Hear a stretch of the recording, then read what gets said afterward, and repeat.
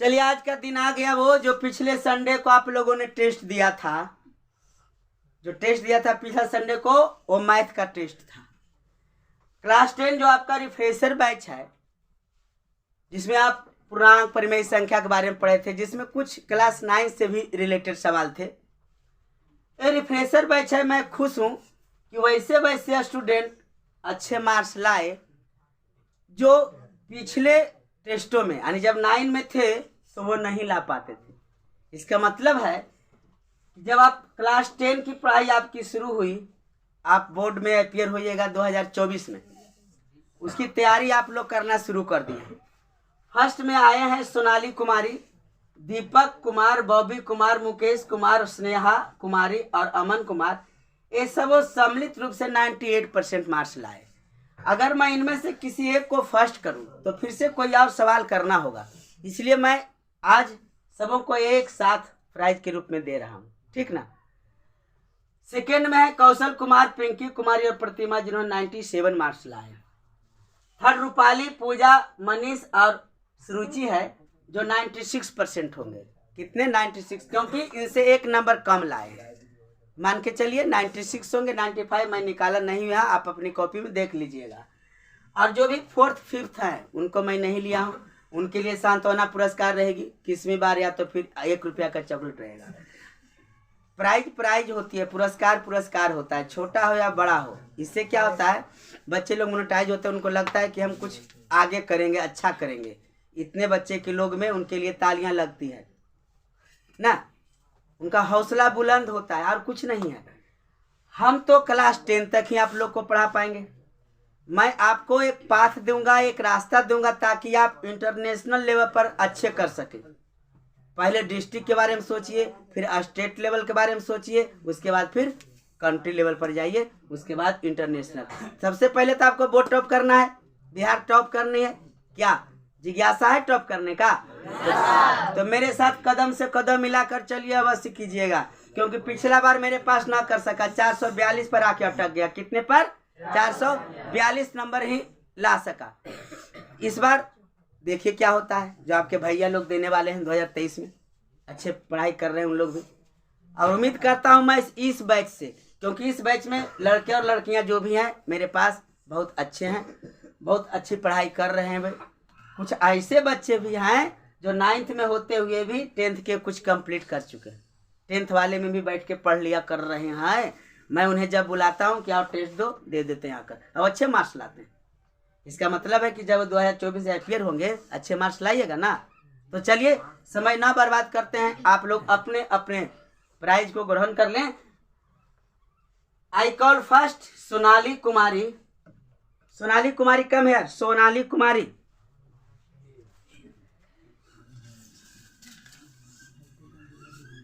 Come. Take this prize.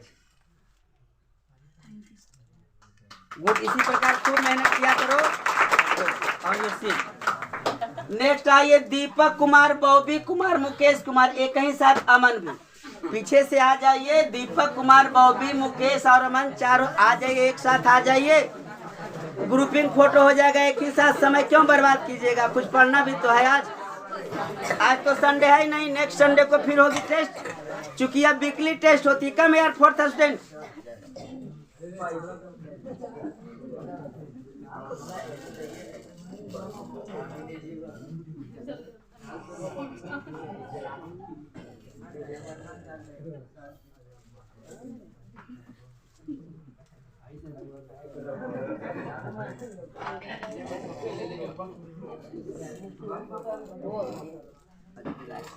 What's your name?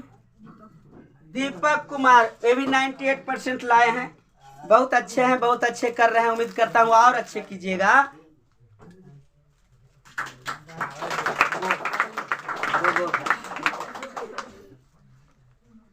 Bobby Kumar, yes take it. Thank you go. Next Mukesh Kumar. Mukesh Kumar है, नमन कुमार आ जाइए। मुकेश और अमन एक साथ आ जाइए। मुकेश कुमार गो।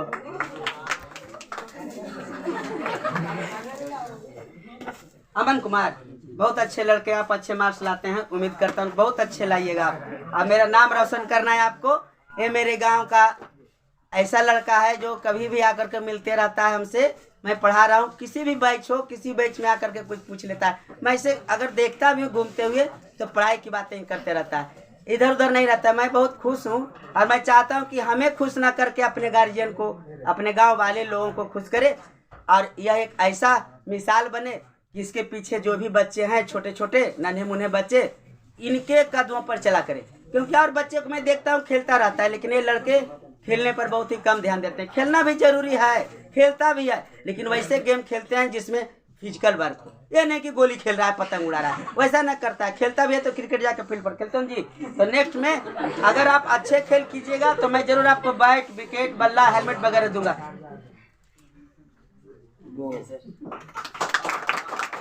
अब बारी है सेकंड की, जिसमें कौशल है, पिंकी है, प्रतिमा है। तो एक बार आ जाइए पहले कौशल बॉय जो है 97% लेकर कौशल कुमार कम। कौशल हरी अप, कौशल कुमार।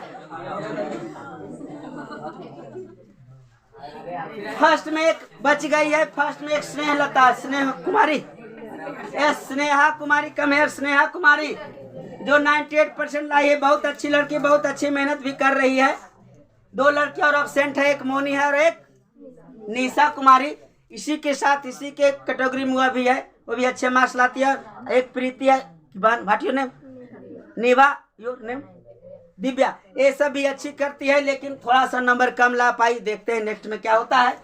तो स्नेहा कुमारी लाई है 98%।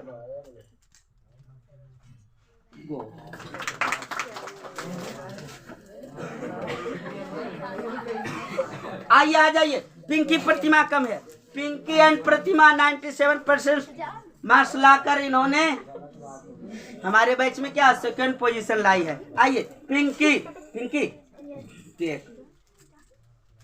गो, यू आर प्रतिमा कुमारी।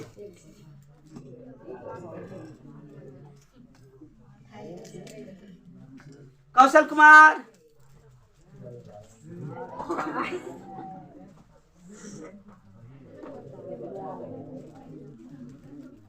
कौशल कुमार आज जरा बाल कटवा लीजिए और जरा ध्यान दीजिए पढ़ाई पर, है कि ना। ठीक, अभी मौका नहीं मिल रहा है, लड़का पढ़ता भी है ना। तो आज ही, आज नहीं, आज तो थर्सडे है ना, संडे को कटा लोगे। संडे को टेस्ट होगी फिजिक्स की, प्रकाश का परिवर्तन को, उसकी तैयारी कीजिए, लेकिन बाल कटवा लीजिएगा। नेक्स्ट आइए, थर्ड में है रूपाली, पूजा, मनीषा और सुरुचि। तो लड़कियां तीनों एक साथ आ जाइए, रूपाली, पूजा और सुरुचि।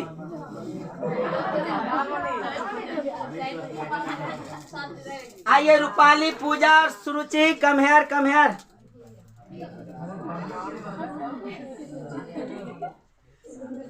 पूजा, you are Puja, Puja go go go. अरे फरिया कुछ पढ़ना भी तो है। You are Manisha, no, Rupali Kumari, Rupali go go. Suruchi, हाँ बेटी मेहनत करो, इसे खूब खूब मेहनत किया कर, अच्छे मार्क्स ला, बहुत अच्छा मार्क्स ला।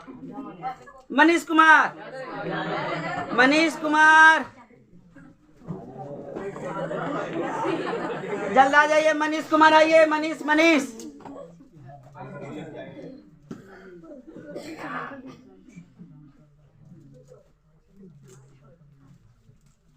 मनीष कुमार, और मेहनत कीजिए, खूब मेहनत कीजिए ताकि अच्छे मार्क्स ला पाए।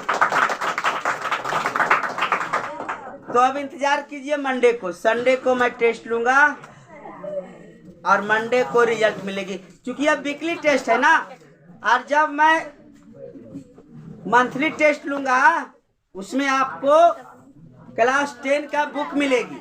क्या दूंगा? बुक। क्योंकि अभी आपका तो सेशन चेंज हुआ नहीं है, स्कूल में नहीं चेंज हुआ जी। तो अगर मैं टेस्ट लूंगा तो आप ऐसा दिमाग में बैठा लीजिए कि सर बुक देवे करेंगे तो ना खरीदो। मंथली टेस्ट लूंगा ना, जो 25 दिसंबर के पहले हो जाएगी, उसमें से फर्स्ट और सेकेंड और थर्ड लाने वाले विद्यार्थी को मैं एक एक बुक दूंगा। क्या दूंगा? एक एक बुक, फिजिक्स का या केमिस्ट्री का या मैथ का ही दूंगा। तो आप उसे ना खरीदेंगे, फिजिक्स केमिस्ट्री या मैथ आपको मिल जाएगा। तो ऐसा सोच के चलिए कि जनवरी तक आप हम ही से किताब ले लीजिए, पढ़ने का होगा ना। बहुत बहुत आप लोगों को वेलकम है, ताकि इसी प्रकार मेहनत किया करें और हम भी आपके साथ। मेहनत करने में कब मन लगता है, जब आप अच्छे कीजिएगा तब ना। तो अच्छा किया कीजिए। मिलते हैं नेक्स्ट वीक में मंडे को।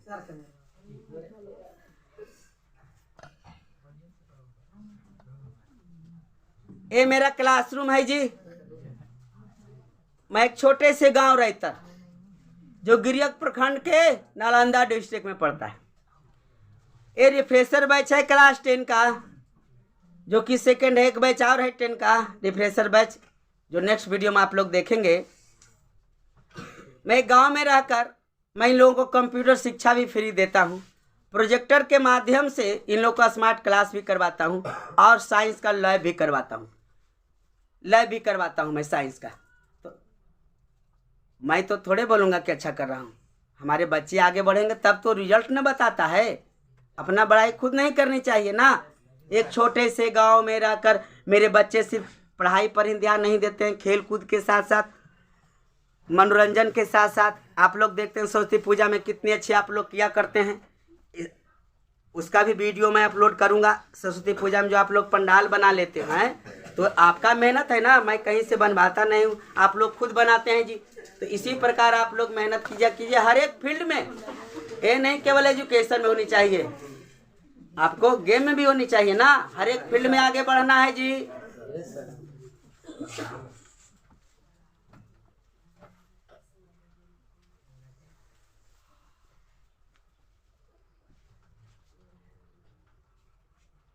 अगर मेरे चैनल पर आप नए हैं तो सब्सक्राइब अवश्य करें और परिवार को बढ़ाइए। बस एक छोटी सी रिक्वेस्ट यही है कि जो हमारा परिवार अभी छोटा है, 363 सब्सक्राइबर हैं, क्योंकि 2 माह पहले तो मैंने अपना चैनल खोला ही हूँ।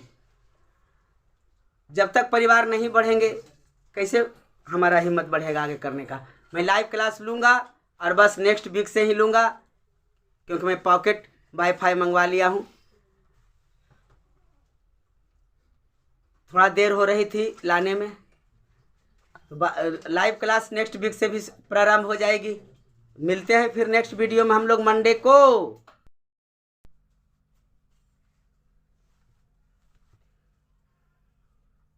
हेलो स्टूडेंट्स, फिर से हम आपके लिए एक नए टॉपिक लेकर आए हैं, जो प्रकाश के परावर्तन चैप्टर क्लास 10 फिजिक्स का होगा। इसमें हम आज अवतल दर्पण द्वारा दर्पण सूत्र का निगमन करेंगे। वैसे थ्योरी क्लास में आपने पढ़ा कि दर्पण सूत्र जो होता है वह 1/f बराबर 1/v प्लस 1/u तो होता है। और मैं ऑफलाइन क्लास में इसी से कुछ न्यूमेरिकल भी बनवाया हूँ, लेकिन ये सूत्र निगमन कैसे होगी, तो आज हम लोग एक अवतल दर्पण से बहुत ही अच्छे तरीके से सीखेंगे कि अवतल दर्पण द्वारा हम दर्पण सूत्र का निगमन करेंगे, ड्राइव करेंगे किस प्रकार। जहाँ हम जानते हैं कि f जो है वह फोकस दूरी होती है और v जो है प्रतिबिंब की दूरी होती है और u जो है वह वस्तु की दूरी होती है। और ये सारी दूरियां दर्पण के ध्रुव से अर्थात पोल से P है, बिंदु P से मापी जाती है। इतना तो बात कन्फर्म है। तो सबसे पहले हम बनाएंगे एक अवतल दर्पण। एक अवतल दर्पण मैंने बना लिया। मुख्य अक्ष दिया, यहाँ बिंदु P है, मैं इस तरह और लिखता हूं बिंदु P, ए बिंदु P है। फोकस है आपका, अब वक्रता केंद्र है आपका C। हम वस्तु को अनंत और वक्रता केंद्र के बीच रखते हैं। ये है वस्तु, इसका नाम मैंने दे दिया A और B। इस वस्तु का नाम मैंने AB रखा हूं। तो मुख्य अक्ष के समानांतर अगर कोई किरण आपतित होती है दर्पण पर तो वह परावर्तन के बाद एफ से गुजर जाती है, राइट। आपतित किरण, परावर्तित किरण। और सेकेंड रे जो सी से गुजरेगी वह दर्पण से परावर्तन के बाद उसी पथ पर लौट जाएगी, राइट। ये दोनों जहां क्रॉस किया वहां प्रतिबिंब बनेगी। प्रतिबिंब का नाम दे देता हूं ए डैश और बी डैश। यहाँ कुछ नाम दे देते हैं, चलिए एम नाम दे दिया मैंने, अपनी मेरी मर्जी एम नाम दे दिया। पहले इतना, हालांकि बाद में कुछ और हम कंस्ट्रक्ट करेंगे, इसे बाद में देखेंगे। फिलहाल ऐसा फिगर तो बनाने आ जाए। अब हम यहाँ लिखेंगे पी ए की दूरी जो है, पी ए बराबर क्या हो जाएगी, वस्तु की दूरी।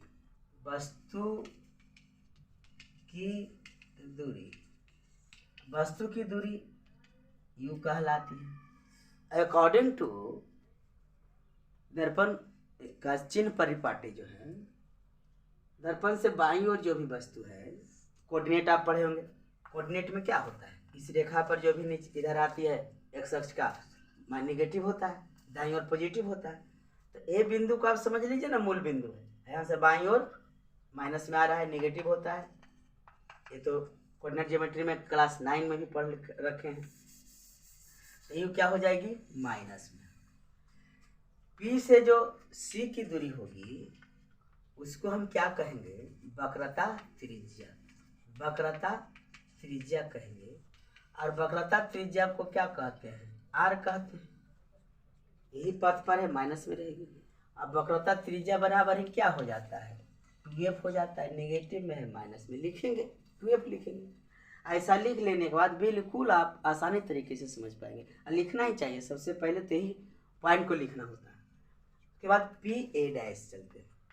पी ए डैश, सारी बिंदुओं को हम चिन्हित करना है। पी ए डैश जो है तो यहाँ प्रतिबिंब बन रही है, यही तो प्रतिबिंब है हमारा, उल्टा है, वास्तविक है। ये हो गई क्या, वस्तु की प्रतिबिंब की दूरी, प्रतिबिंब की दूरी, प्रतिबिंब की दूरी हो गई, जिसे हम माइनस भी से सूचित करेंगे।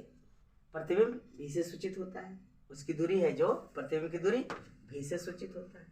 अब पी एफ देख लीजिए, पी एफ जो है वह क्या है, फोकस है, इसको फोकस दूरी कहेंगे। फोकस दूरी, फोकस दूरी, फोकस दूरी एफ से सूचित होता है, यह भी माइनस में रहेगा। ये सारे चीजों को हम लिख लिए। अब हम दो त्रिभुज देख रहे हैं, पुनः सर्वप्रथम चलेंगे। त्रिभुज ए बी सी तथा त्रिभुज ए डैश बी डैश सी, ए डैश बी डैश सी से ये दोनों को हम समरूप करेंगे। धीरे धीरे समझिए, ये दोनों त्रिभुज को हम क्या करेंगे, समरूप करेंगे। 90 डिग्री 90 डिग्री, तो इस कोण का नाम लिखेंगे, कोण बी ए सी बराबर कोण B dash A dash C. यह है आपका क्या, समकोण, जो कि गिवन है, दिया हुआ है 90 डिग्री। और एक कोण शीर्षाभिमुख कोण से बराबर हुई। जब एक रेखा को दूसरी सरल रेखा काटती है, एक सरल रेखा को दूसरी सरल रेखा काटती है, तो जो ऐसा कोण बनता है आमने सामने का, उसे शीर्षाभिमुख कोण कहा जाता है। और ये कोण आपस में अंशों में, डिग्रियों में क्या होते हैं, समान होते हैं, बराबर होते हैं। इस कोण का नाम दे देते हैं ए सी और बी बराबर कोण ए डैश सी बी डैश। शीर्षाभिमुख ले लेंगे, शीर्षाभिमुख कोण से देखिए, जब दो कोण हमें समान मिल गई, बराबर हो गई, तो दो त्रिभुज में तीसरा कोण ऑटोमेटिकली बराबर हो जाएगी। तो हम लिखेंगे त्रिभुज ए बी सी समरूप त्रिभुज ए dash B dash C, angle condition से, एंगल से या तीसरा एंगल भी दे सकते हैं, क्योंकि दो एंगल जब बराबर तीसरा एंगल ऑटोमेटिक बराबर। चलिए, इससे क्या हो गई, समरूप हो गई, ये दोनों त्रिभुज हमारी समरूप हो गई। अब समझिए, अगर थोड़ा सा कन्फ्यूजन है तो मैं आपको दूर कर देता हूँ। जैसे दो त्रिभुज मैंने ले लिया, ये ऐसा दो त्रिभुज ले लिया, मैं यहाँ लिखता हूँ 60 डिग्री, यहाँ लिखता हूँ कुछ भी लिख दिया, चलिए 70 लिख दिया, तो 7 6 13 130 5 3 8 यानी 50 होगा इसका मतलब। यहाँ लिख देते हैं हम 60, यहाँ लिख देते हैं 50, यही लिखना है ना, 70 लिखते हैं, ये कितना होगा देखिए, 60 है बराबर 70 है, 70 है बराबर, तो अब जरा निकालिए तो कोण ए प्लस कोण बी प्लस कोण सी बराबर 180 डिग्री से, तो यहाँ आएगी ना 50, 7 6 13 5 3 8 50 डिग्री, इसी में निकालिए 50 डिग्री आएगा ना। तो जब दो कोण आपस में बराबर हैं तो तीसरा कोण भी ऑटोमेटिकली बराबर हो जाती है। चलिए, तो इस प्रकार से हम दो त्रिभुजों को क्या किया, हमने समरूप कर लिया। त्रिभुज ए बी सी को और त्रिभुज ए डैश बी डैश सी को, ये दोनों त्रिभुज को सर्वप्रथम समरूप किए। अब जब दो त्रिभुज समरूप होता है, तो जब दो त्रिभुज समरूप होती है तो उसकी संगत भुजाएं समानुपाती होती है। चलिए, संगत भुजा इस बड़े वाले त्रिभुज में ए बी और छोटे वाले त्रिभुज में ए डैश बी डैश संगत है। संगत किसे बोला गया, जिसकी दिशा एक ही ओर हो। चलिए, सीधा खंभा है, लंबा खंभा है ऊपर नीचे, ये दोनों भुजाएं आपस में क्या कहलाएगी, संगत भुजाएं कहलाएगी। मैं इसे नहीं मिटाऊंगा क्योंकि आगे मैं सॉल्व करूंगा, इसी को लेकर करूंगा, इसी को लेकर करूंगा ताकि आपको देखते हुए बिल्कुल समझ में आए। तो मैं नीचे मिटाता हूँ, इसका स्क्रीनशॉट ले लें, या तो अगर नोटबुक खोल रखे हैं तो आप नोट कर लें। जब ये दोनों त्रिभुज समरूप हो गई तो हम लिखेंगे, अतः यहां से मैं एक लाइन खींच देता हूं, इन्हें की दोबारा फिर से आप पढ़ लें। एक लाइन खींच दिया, अतः ए बी बटा ए डैश बी डैश, क्यों होगा ऐसा, क्योंकि दोनों संगत भुजाएं हैं। अब बराबर ए सी बटा ए डैश सी, तो क्या बोलिए, क्या सर, बी सी और यहाँ B dash C, B C और बी डैश सी भी लिख सकते हैं, तो बिल्कुल लिख सकते हैं। लेकिन हमें इससे क्या फ़र्क है, अगर हमें सोने की कुछ सामान खरीदना होगा तो क्या हम कपड़े की दुकान में चले जाएंगे, नहीं जाएंगे ना। तो हमें जो चीज़ें लानी है, एफ भी और यू लानी है, ये हमें कहाँ से मालूम होगा, इसी रेखा पर से। तो इधर हम क्यों जाएं, हमें यहाँ के तो पॉइंट है सामने आ ही रही है, तो हमें कर्म से क्या मतलब है, लंब आधार से ही सारी चीज़ें आ जाएगी, तो उसको हम नहीं लिखेंगे। और हम क्या कर लेंगे, समीकरण एक बना लेते हैं इसको, ठीक।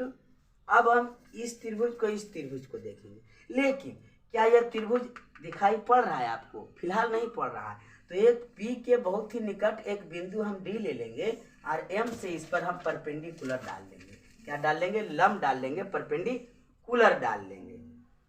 तो लिखेंगे हम पुनः,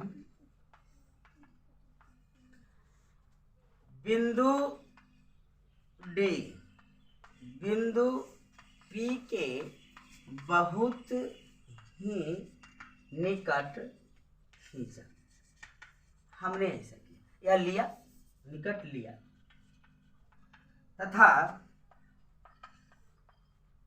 M D perpendicular P F या पी सी का पी एफ ही कहें, खींचा। जब ऐसा किए तो आप त्रिभुज को देख लीजिए, एम डी एफ और ए डैश बी डैश एफ, इस त्रिभुज को इस त्रिभुज को ध्यान दीजिए। अब हम इस त्रिभुज को इस त्रिभुज को सिमिलर करेंगे। जरा ध्यान दीजिए, अगर कोई शिक्षक आपको ऐसे करके बता रहे हैं, ज़्यादा कर्व करके, तो समझने के लिए दे रहे हैं। बुक में भी इतना कर्व करके समझाने के लिए दिया जाता है, लेकिन जो अवतल दर्पण है रियली में थोड़ा सा ऐसा कर्व करके बनता है, इस प्रकार से बना। तो अगर कोई बिंदु करीब यहाँ लिए, यहाँ से हम डाल दिए, तो इसमें ज़्यादा फर्क नहीं, बहुत ही थोड़ी सी अंतर रह जाती है अप्रॉक्स। इसलिए आपको थोड़ा बाय फोर्सली इस बात को एक्सेप्ट कर लेना होगा कि ये दोनों एक त्रिभुज बनी है और इसको नेगलेक्ट कर दिया गया थोड़ी सी भाग को, क्योंकि इसमें आप इतना कर्व देख पा रहे हैं, इसमें ज़्यादा कर्व आप नहीं देख पाएंगे। तो दर्पण ऐसा ही है, ये तो समझाने के लिए इतना कर्व करके बनाई जाती है। तो खींचा। अब हम क्या करेंगे, दोनों त्रिभुजों को समरूप करेंगे।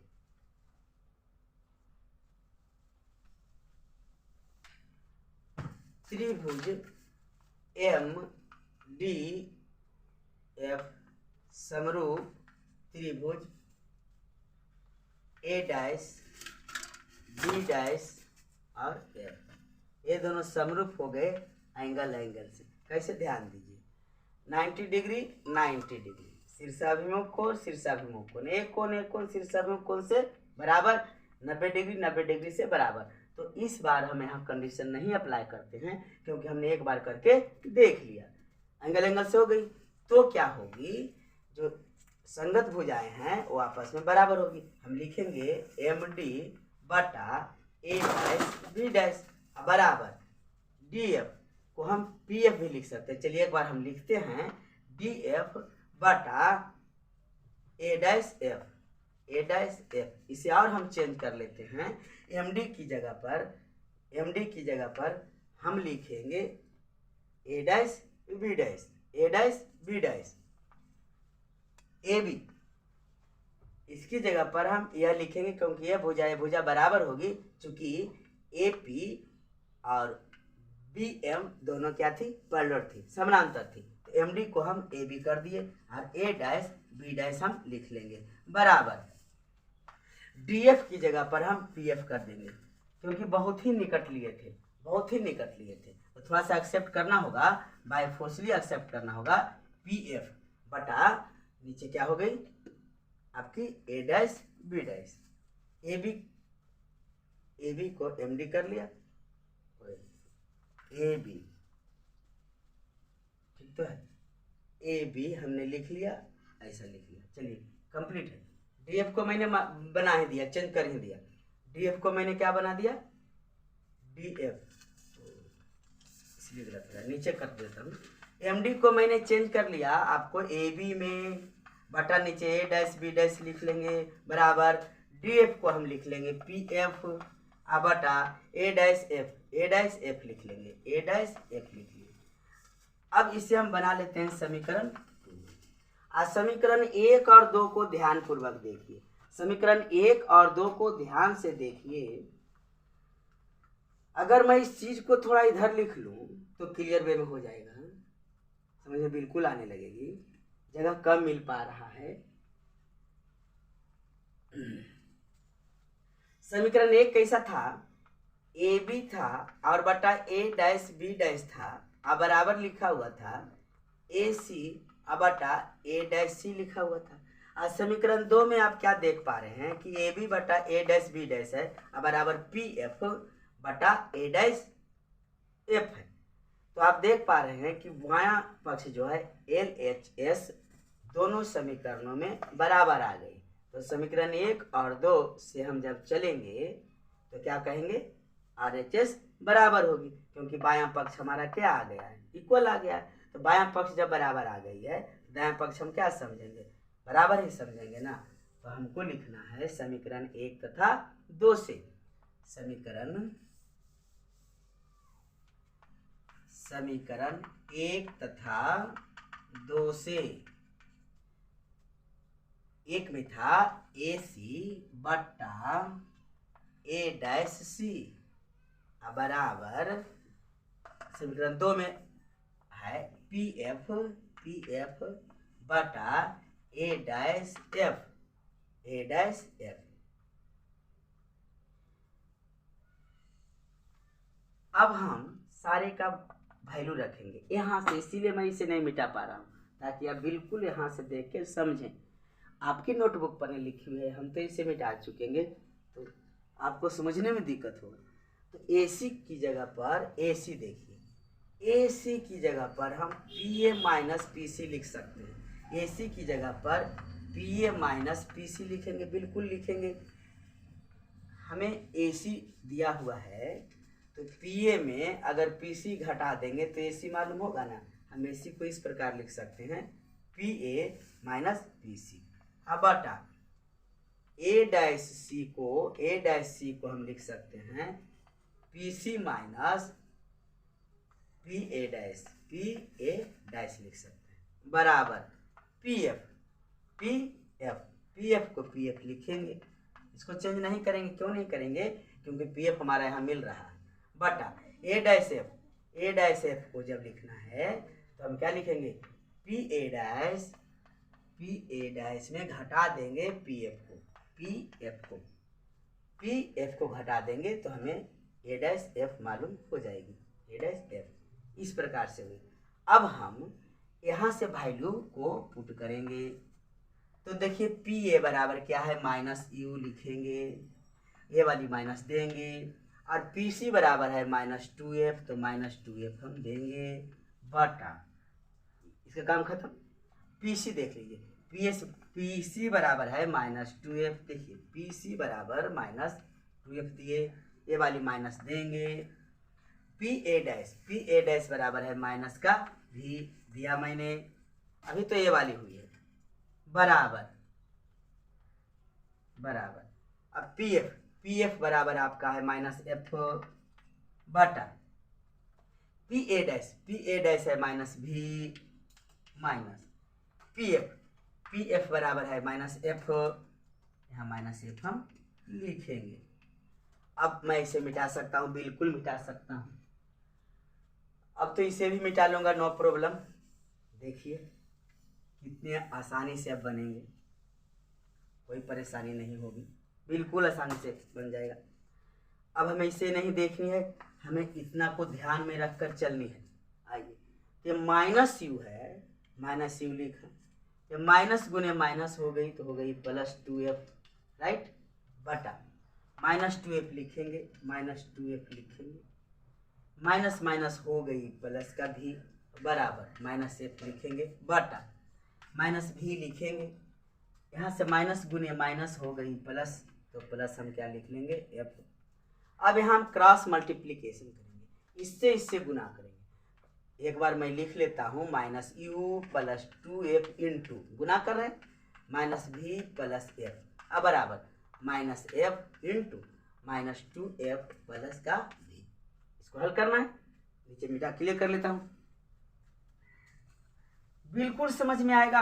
अब बहुत ही इंपॉर्टेंट चीज है, इसे जानना बहुत ही जरूरी होता है। निगमन करना, गुना करते हैं, ऐसे गुना किए तो माइनस गुने माइनस हो गई प्लस, यू भी लिखेंगे, -u को गुना f से किए तो -uf हो गई, ऐसे गुना करना है, +2f को -v से, तो -2vf लिखेंगे, ऐसे गुना करना है, तो प्लस प्लस गुना हो गया प्लस में, और 2f का स्क्वायर आ गई, बराबर माइनस गुने माइनस प्लस हो गई, 2f स्क्वायर हो गई। यहाँ से यहाँ कैलकुलेशन आना चाहिए, माइनस प्लस का ज्ञान बिल्कुल अच्छी ढंग से होनी चाहिए। माइनस इंटू प्लस हो गई माइनस में, अब vf हम लिखेंगे। देख पा रहे होंगे आप, ये 2f स्क्वायर प्लस में 2f स्क्वायर प्लस में कैंसिल हो गई। अब vf और यहाँ देखिए vf दोनों सेम है, सेम टर्म है, तो इसको हम एक तरफ पहुँचा देंगे। ये सारे को मैं लिख लूँगा, uv माइनस uf बराबर -vf, इसे मैं दाईं ओर ट्रांसफर कर दिया तो हो गई +2vf। अब देखिए दोनों सेम जाती है, यहाँ 1 है यहाँ 2 है, तो 2 में 1 घट जाएगा जाकर के, तो vf सिर्फ बचेगा, ओनली vf बचेगा। लिखेंगे uv माइनस uf बराबर vf बचा। अब हमें लिखना है कि दोनों तरफ, दायां पक्ष में भी और दायां पक्ष में भी, दोनों तरफ uvf से भाग करने पर, uvf से भाग करने पर दोनों पक्षों में, चलिए लिखेंगे uvf बटा uvf। देखिए तो काट के, uv cancel, uf vf cancel हो गई। तो क्या बचा मेरे पास, मैं यहाँ लिख लेता हूँ, हो सकता है नीचे ना दिख पाए। ऊपर 1 बच रहा है अंश में, हर में बच रहा है f, माइनस ऊपर 1 बच रहा है और नीचे v बराबर ऊपर 1 और नीचे क्या बच रहा है, तो u बच रहा है। अब ध्यान दीजिए, बन गया है आपका, बिल्कुल बना हुआ है। 1/f को बाएं पक्ष रखिए, इसको दाईं ओर भेजिएगा तो प्लस में आ जाएगा, माइनस में है तो दाईं ओर जाकर प्लस में हो गई, ये तो प्लस में ऑलरेडी है ही है, 1/u हो गई। देखिए तो कंप्लीट हुई, निगमन हो गई। दर्पण सूत्र ही है, दर्पण सूत्र, जो कि हमने अवतल दर्पण से निकाल दिया। बिल्कुल समझ में आई होगी, इसको 2 बार आराम से, या तो एक ही बार वीडियो देखिए और लिखते चले जाइए नोटबुक पर, या डाउनलोड कर लीजिए, कंप्लीट हो जाएगा। मिलते हैं फिर नेक्स्ट वीडियो में। इसी का उत्तल दर्पण से हम लोग ड्राइव करना सीखेंगे। अभी बहुत बाकी रह गया है, बहुत कुछ अभी उपयोग वगैरह नहीं बताए हैं। इस लेसन को कंप्लीट करने में फिर न्यूमेरिकल बतानी पड़ेगी, आंकिक प्रश्न जो होता है। अगले वीडियो में हम लोग आंकिक प्रश्न को भी कर लेंगे। कैसा लगा वीडियो? अगर पसंद आए, अच्छा लगे तो आप लाइक भी जरूर करेंगे। मिलते हैं नेक्स्ट वीडियो में।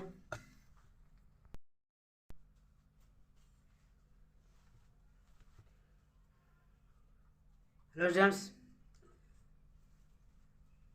फिर से हम आपके लिए एक नए टॉपिक लेकर आए हैं, जो प्रकाश के परावर्तन चैप्टर क्लास 10 फिजिक्स का होगा। इसमें हम आज अवतल दर्पण द्वारा दर्पण सूत्र का निगमन करेंगे।